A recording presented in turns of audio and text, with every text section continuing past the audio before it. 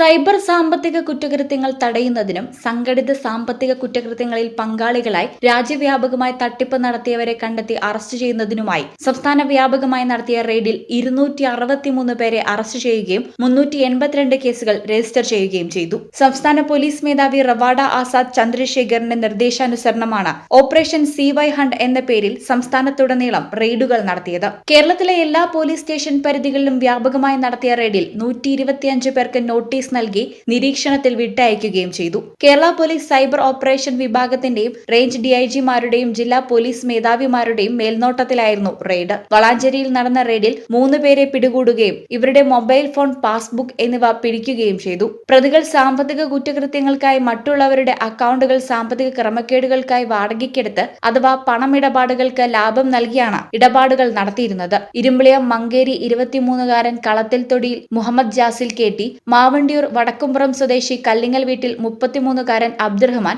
ആലുംകൂടം ഇരുമ്പിളിയം വലിയകുന്ന് സ്വദേശി കരണത്ത് പള്ളിയാലിൽ വീട്ടിൽ 44-കാരൻ KP മുഹമ്മദ് കുട്ടി എന്നിവരാണ് വളാഞ്ചേരിയിൽ പിടിയിലായത്. ഇവരെ കോടതിയിൽ ഹാജരാക്കി റിമാൻഡ് ചെയ്തു. സാമ്പത്തിക ക്രമക്കേടുള്ള ഇടപാടുകൾക്കായാണ് ഇവർ മറ്റുള്ളവരുടെ അക്കൗണ്ട് വാടകയ്ക്കെടുത്ത് ഇടപാടുകൾ നടത്തുന്നത്. ഈ ചാനൽ വളാഞ്ചേരി.